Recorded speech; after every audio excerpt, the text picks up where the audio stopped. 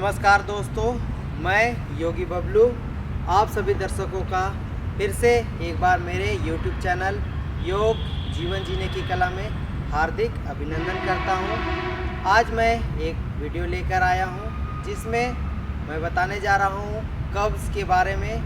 कब्ज़ किन्हें होता है, कब्ज़ के क्या लक्षण हैं, कब्ज़ से हम कैसे छुटकारा पा सकते हैं योगिक चिकित्सा के द्वारा। योग के माध्यम से हम किस तरह से कब्ज़ को ठीक कर सकते हैं। आइए जानते हैं कब्ज़ होता क्या है। कब्ज़ हमारे पाचन तंत्र डाइजेस्टिव सिस्टम के निचले भाग बड़ी आंत में मल यानी अपशिष्ट पदार्थ जमा होने लगती है। इस अपशिष्ट पदार्थ को बाहर निकलने में बड़ी कठिनाई होती है। इसे हम कब्ज़ कहते हैं। कब्ज़ कितने प्रकार के होते हैं? सबसे पहले हम जानते हैं कब्ज़ दो प्रकार के होते हैं। एक सामान्य तौर पर, दूसरा उग्र और तेज होता है। पहला सामान्य स्तर पे जो होता है वो होता है जिसमें व्यक्ति को, रोगी को मल कठोर हो जाता है और उसको मल त्याग में दिक्कत आती है। इसका पहला कारण है वे जो कब्ज़ के रोगी हैं वे प्रोटीन युक्त ज़्यादा आहार खाते हैं। साथ ही साथ उनमें आहार संतुलन जो है सात्विक भोजन की कमी होती है, जिसके कारण बड़ी आंत पे मल इकट्ठा होने लगते हैं। दूसरा उग्र कब्ज़ है जो किशोर अवस्था में, बाल अवस्था में होता है, जिसमें प्रोटीन की कमी के कारण होता है और इसे बच्चों में पाया जाता है और इसमें बच्चों का मल ठीक से त्याग नहीं होता, उनका मल खड़ा हो जाता है।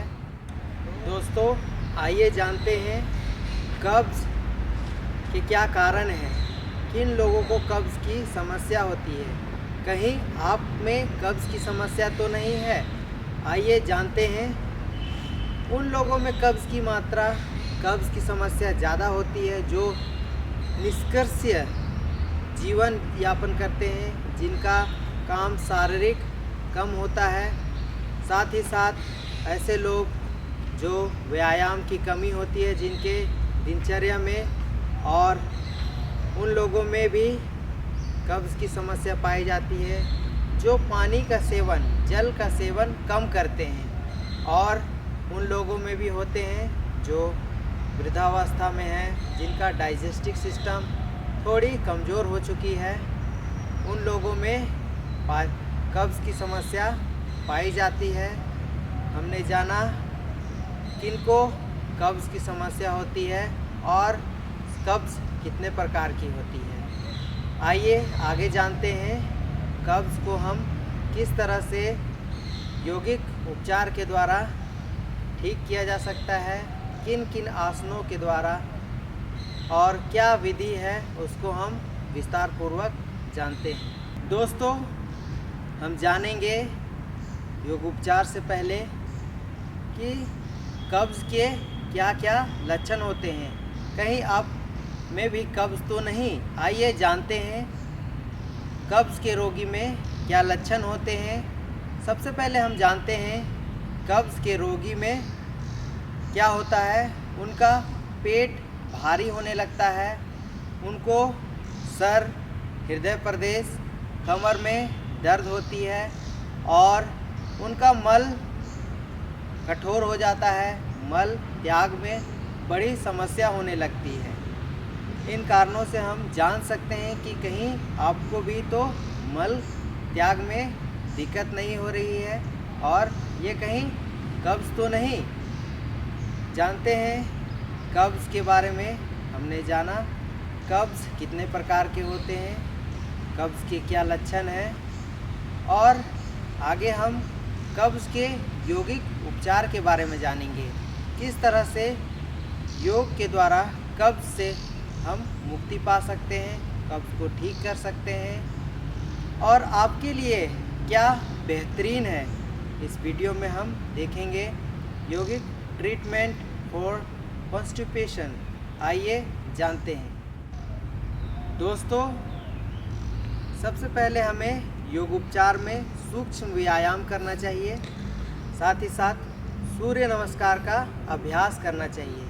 आप मेरे वीडियो देख सकते हैं, मैं लिंक डिस्क्रिप्शन में दे दूंगा, आप जाकर मेरा वीडियो ज़रूर देखें। और इसके बाद आप आसन कर सकते हैं ताड़ासन, जिसमें आप दोनों पैर के बीच में गैप कर ले।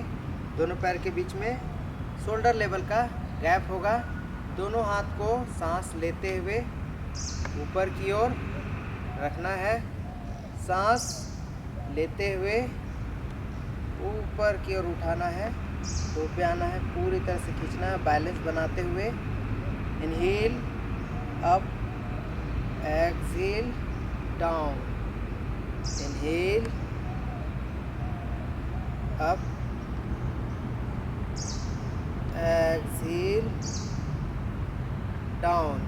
इस तरह से आप ताड़ासन का 5 से 7 बार अभ्यास कर सकते हैं। उसके बाद त्रियक ताड़ासन, दोनों पैर के बीच में थोड़ा सा गैप करके दोनों हाथ को इनहेल करते हुए अपने सर के पीछे इंटरलॉक कर लीजिए।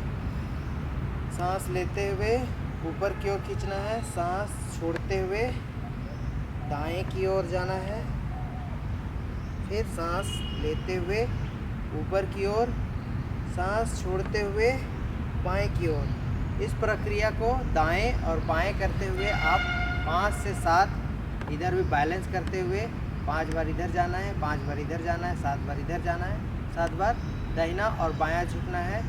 उसके बाद कटी चक्रासन, दोनों हाथ को सीधा करना है इस तरह से।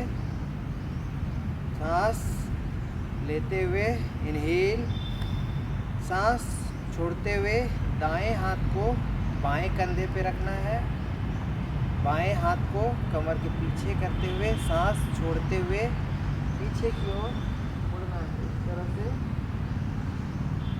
अगेन सांस लेते हुए दोनों हाथ को सीधा करना है, फिर दोनों उसी तरह से बाएं हाथ को दाहिने कंधे पे रखते हुए पीछे पुश करते हुए पीछे की ओर देखना है। इस प्रक्रिया को भी आप 7 करके आप कर सकते हैं। दाहिने बाएं बैलेंस होना चाहिए।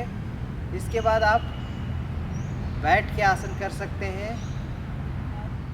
दोनों हाथ को ऊपर करते हुए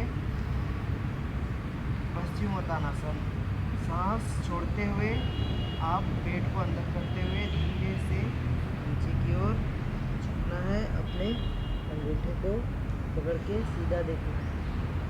इनहेल, एक्सहेल यहाँ पे जाकर करना है, फिर सांस लेते हुए ऊपर की ओर, फिर सांस लेते हुए अगेन अप और सांस छोड़ते हुए नीचे की ओर जाना है और इस तरह से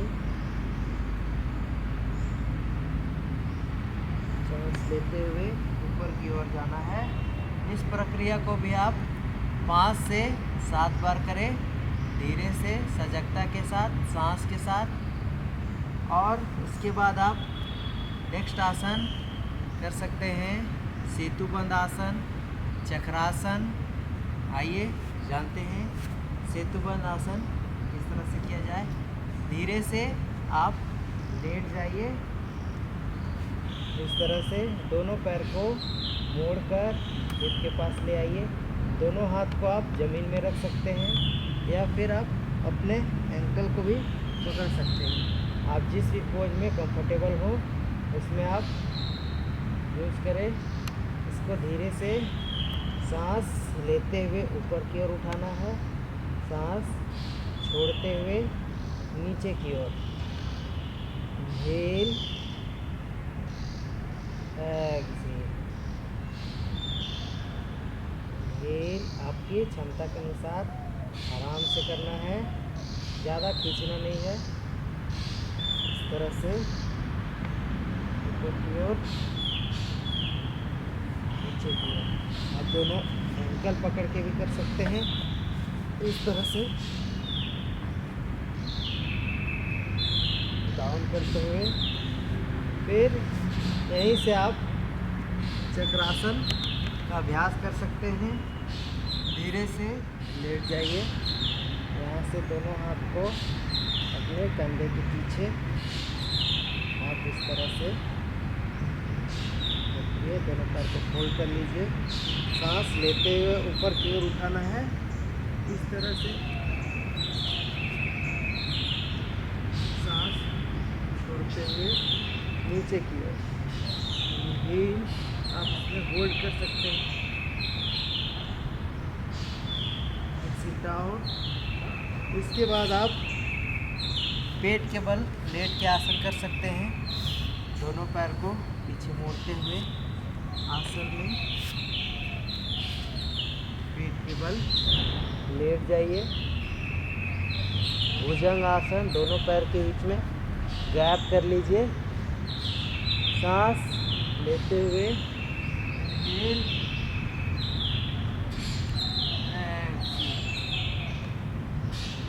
इनहेल आप सांस लेते हुए ऊपर की ओर देखना है।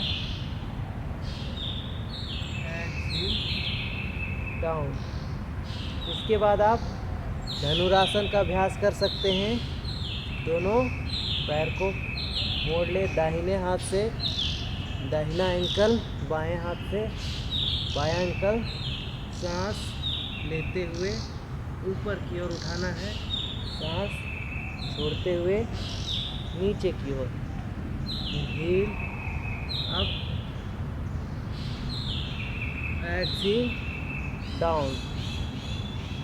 इस आसन को भी आप 5 से 7 बार अभ्यास कर सकते हैं। इसके बाद आप प्राणायाम में नाड़ी शोधन, भस्त्रिका, कपालभाति कर सकते हैं। आगे मैं इन सभी प्राणायामों को विस्तार पूर्वक अगले वीडियो में बताऊंगा। और साथ में आप अग्निसार, नौली कर सकते हैं और कब्ज़ की समस्या से छुटकारा पा सकते हैं। दोस्तों, अगर मेरा वीडियो आपको अच्छा लगा, मेरी जानकारी अच्छी लगी, तो मेरे इस वीडियो को लाइक, शेयर, सब्सक्राइब करें और बेल आइकन दबाना ना भूलें, ताकि हर नए वीडियो की जानकारी आप तक तुरंत पहुंचे। इसके साथ ही इस वीडियो को समाप्त करता हूं। धन्यवाद।